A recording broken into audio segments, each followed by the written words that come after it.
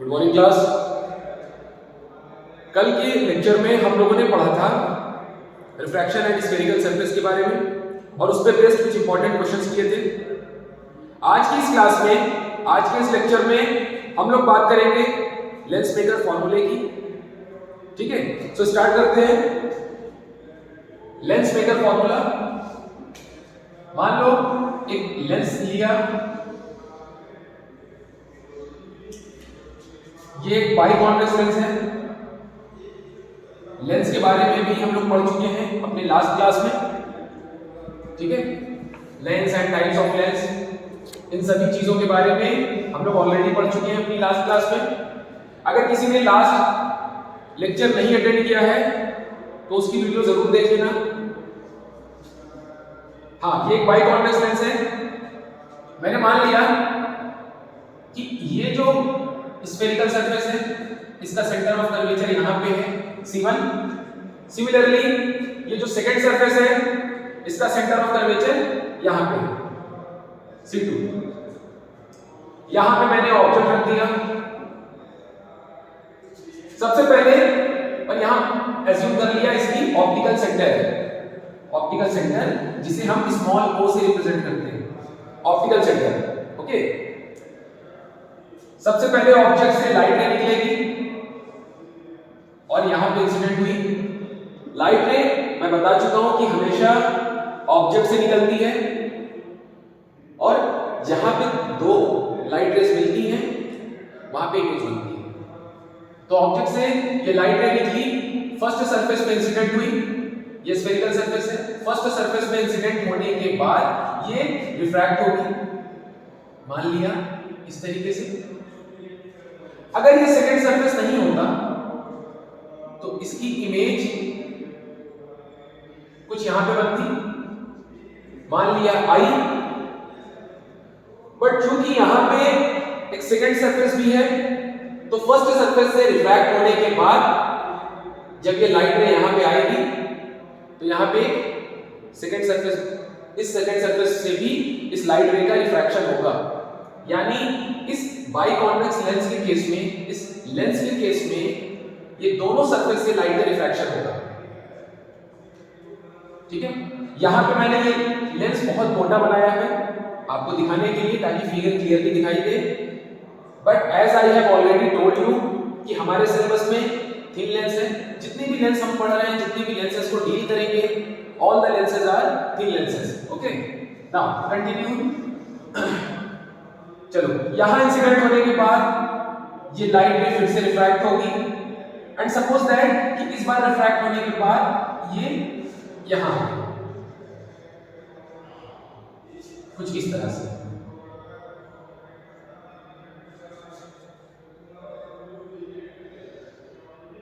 मान लिया कि यहां पे आ गई, इस इमेज को कह दिया I dash. We all know the distance between the object and the optical center is called U. It is represented with U. ठीक है, और चूंकि ये थिन लेंस है तो थिन लेंस के केस में आप चाहे यहां से ऑब्जेक्ट की डिस्टेंस मेजर करो, चाहे ऑप्टिकल सेंटर से, बोथ आर ऑलमोस्ट सेम। सो ये वाली डिस्टेंस होगी U। सिमिलरली इस वाली डिस्टेंस को हमने बोल दिया V डैश और इस वाले डिस्टेंस को बोल दिया V। ये सेंटर ऑफ कर्वेचर से यहां की डिस्टेंस होगी radius of curvature. The distance between the optical centre and the centre of curvature is known as the radius of curvature. We all know that. Similarly this distance will be R1। ये first centre of curvature है, इसीलिए इसकी distance को R1 बोला। Similarly ये second centre of curvature है, इसीलिए इसकी डिस्टेंस को R2 बोला है। तो आई होप यहां तक की चीजें समझ में आ गई होंगी, बहुत सिंपल था। चलिए आगे चलते हैं। आगे क्या करना है, देखो लास्ट लेक्चर्स में हम लोगों ने बहुत सारे टॉपिक्स पढ़े हैं रे ऑप्टिक्स के। उनमें से एक टॉपिक था refraction and spherical surface. Refraction and spherical surface का एक फॉर्मूला हमने डिराइव किया था, n2/v - n1/u is equal to n2 - n1/r। I hope कि ये फॉर्मूला सबको याद होगा डिफ्रैक्शन एट स्फेरिकल सरफेस का। ये फॉर्मूला किया था, इस पे बेस्ड इंपॉर्टेंट क्वेश्चंस भी किए थे। चलो इस फॉर्मूले को अप्लाई करना है for the first surface. So मान लिया for first surface we are applying this formula. Okay so अच्छा, एक और इंपॉर्टेंट चीज, ये लेंस है तो इसके रिफ्रैक्टिव इंडेक्स को NL कह दिया। इधर ये मीडियम है तो इसके रिफ्रैक्टिव इंडेक्स को हमने NM कह दिया। Okay, NM stands for refractive index of the medium. Similarly, NL is the refractive index of the lens. Okay.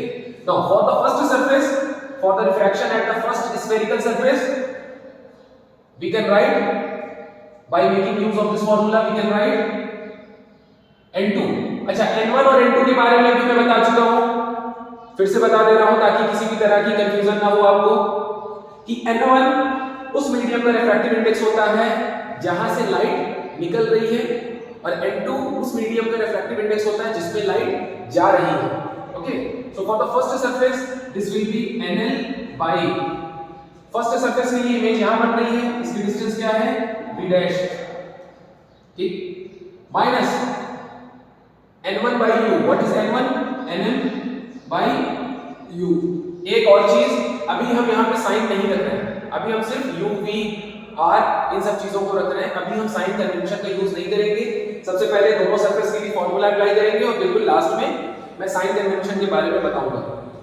Is equal to NL minus NM by R। कौन सा R होगा? R1। इसे कह दिया इक्वेशन नंबर 1। ठीक है, इसे कह दिया equation number 1। Similarly for second surface, for the second surface we can write in this way N2।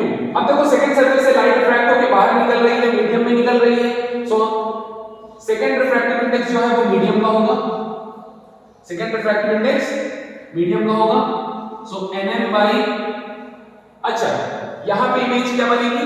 देखो एक और इंपॉर्टेंट चीज, सेकंड सरफेस के लिए ये जो फर्स्ट सरफेस की इमेज है वो ऑब्जेक्ट की तरह बिहेव करेगी। The image formed by the first spherical surface will behave as the object for the second spherical surface। ये चीज याद रखना। देखो यहाँ पे वर्चुअल ऑब्जेक्ट में कैसा आ गया? वर्चुअल ऑब्जेक्ट आ गया।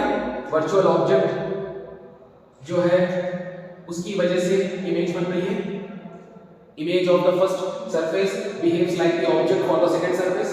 तो यहाँ पे ये जो I है, जो मैंने I अज्यूम किया, ये ऑब्जेक्ट की तरह बिहेव करेगा सेकंड सरफेस के लिए।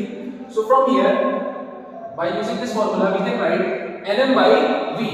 V क्या है? Distance of the image from the optical center। So यहाँ पे V लिख सकते हैं माइनस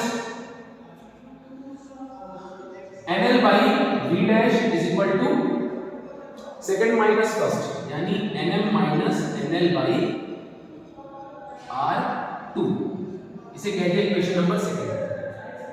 ठीक है, आई होप कि यहां तक सबको समझ में आ गया है। यहां पे हमने दो इक्वेशंस बना ली, इक्वेशन नंबर 1 और 2। अब क्या करना है? इन दोनों इक्वेशंस को ऐड कर देंगे। ऐड इक्वेशन 1 एंड 2, इन दोनों इक्वेशंस को ऐड कर दो। इन दोनों इक्वेशंस को ऐड करके क्या मिलेगा? ध्यान देना, NL by V dash minus NM by U is equal to, sorry, फिर लेफ्ट हैंड साइड वाले आपस में ऐड होंगे, plus NM by V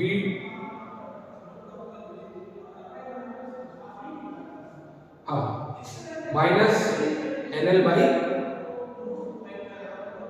V dash, ये मिलेगा is equal to NL minus NM by R1 प्लस NM minus NL by R2।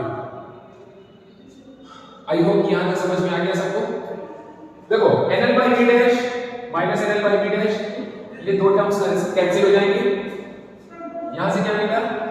NM by V minus NM by U is equal to, अच्छा एक काम ये कर सकते हैं क्या? NL माइनस NM को कॉमन ले लें, अंदर क्या बचेगा? 1 by R1 minus 1 by R2। Yes और नो? Definitely yes.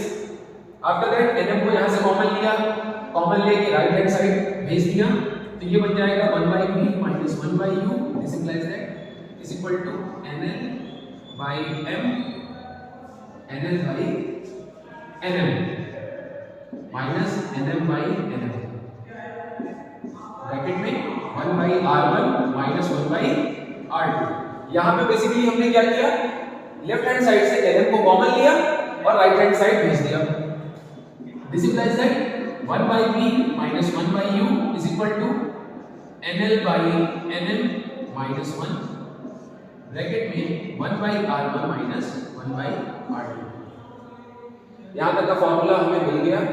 अब देखो यहां तक सबको समझ में आ गया होगा। इसके आगे क्या करना है, इसके आगे क्या करना है, इसके आगे ये करेंगे कि अज्यूम करेंगे द लाइट रे is coming from infinity, assume the light रे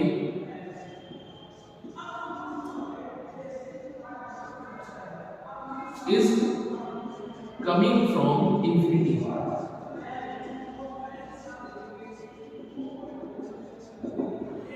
लाइट रे इंफिनिटी से चल के आ रही है। अगर लाइट रे इंफिनिटी से आएगी, किसी भी कॉन्वेक्स लेंस पे इंसिडेंट होगी, तो रिफ्रैक्शन के बाद कहां मीट करेगी, फोकस पे। तो इमेज कहां बनेगी, फोकस पे, यानी distance of the image from the optical centre that is b f के बराबर हो जाएगा और u इंफिनिटी है। तो इस फार्मूले को फर्दर हम ऐसे लिख सकते हैं 1/f minus 1/infinity is equal to nl minus nm minus 1, bracket में 1/r1 minus 1/r2। ये assumption हम तभी लेके करेंगे, इस assumption को लेके हम तभी इस फार्मूले को डिराइव करेंगे जब ये थिन लेंस होगा। जब ये थिन लेंस होगा तो ये assumption लेके इस फार्मूले को डिराइव करेंगे। इसका मतलब this formula is for thin lenses. As I have already told you कि हमारे सिलेबस में थिन लेंसेज है, तो थिन लेंस के लिए ही ये फार्मूला वैलिड है। इसके लिए हमने assumptions किया और इस फार्मूले को डिराइव किया। ओके, चलिए यहां तक समझ में आ गया होगा सबको। तो ये ऊपर वाली साइड को मैं रद्द कर रहा हूं, ऊपर हाँ 1/infinity की वैल्यू 0 होती है, 1/f हो जाएगा nl upon nm minus 1, bracket में 1/r1 माइनस 1/r2। तो ये फॉर्मूला डिराइव हो गया which is lens maker formula. It is an important formula, सब लोगों को ध्यान रखना है, ये एक इंपॉर्टेंट फॉर्मूला है। इस फॉर्मूले को बोलते हैं lens maker formula. Lens maker क्यों बोलते हैं, क्योंकि इस फॉर्मूले की हेल्प से, इस रिलेशन की हेल्प से हम अलग अलग तरह की लेंसेज को डिजाइन कर सकते हैं। We can make different types of lenses, we can design different types of lenses by making use of this formula. Therefore this formula is known as lens maker formula. Okay, नीचे वाली side को reject करना है।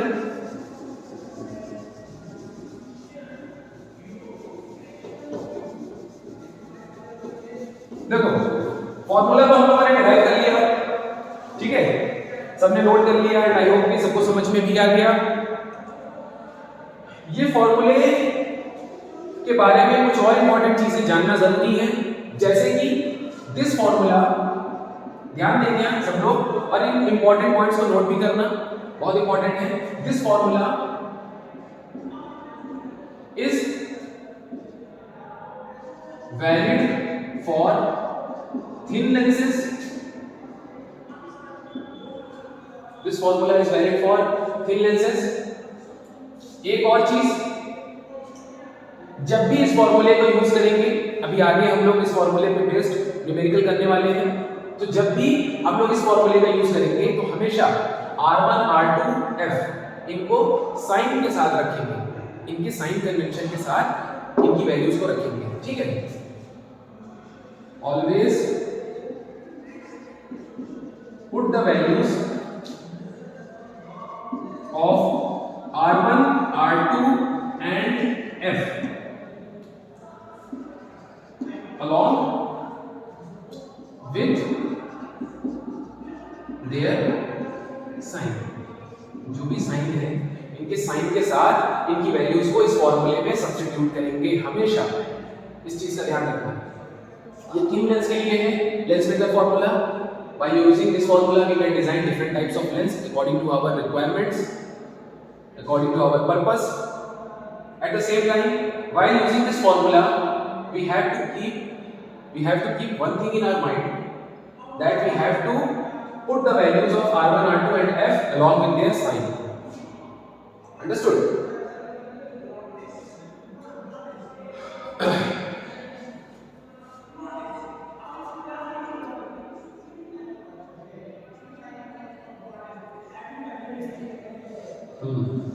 तो इसे रब कर रहे हैं।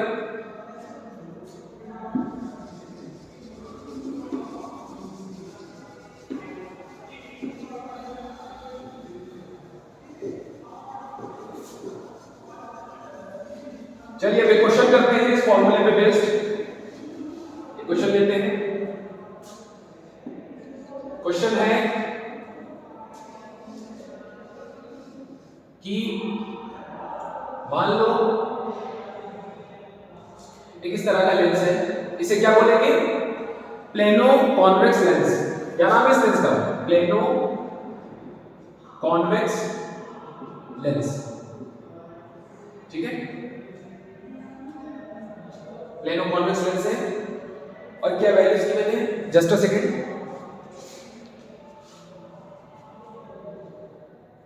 हाँ देखो, इस कॉन्वेक्स वाले पोर्शन का रेडियस दिया गया है 20 सेंटीमीटर और इसका रिफ्रैक्टिव इंडेक्स है 1.5। यहाँ पे जो मीडियम्स है वो एयर है। ये चीजें गिवन है क्वेश्चन में। हमें क्या फाइंड करना है? We have to find out the focal length for this lens. चलिए इसको सॉल्व करते हैं। क्या करेंगे? स्टार्टिंग सबसे पहले फॉर्मूला लिखेंगे। फॉर्मूला क्या डिराइव किया हम लोगों ने? 1/f is equal to nl/nm minus 1 bracket 1/r1 minus 1/r2। तो ये हो गया फॉर्मूला।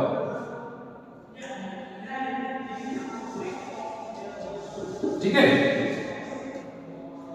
हमें फोकल लेंथ निकालनी है, स्मॉल f की वैल्यू निकालनी है। nl क्या है? Refractive index of the lens कितना है? 1.5। 1.5 अच्छा 1.5 को 3/2 भी लिख सकते हैं या 1.5 ही कोई बात नहीं।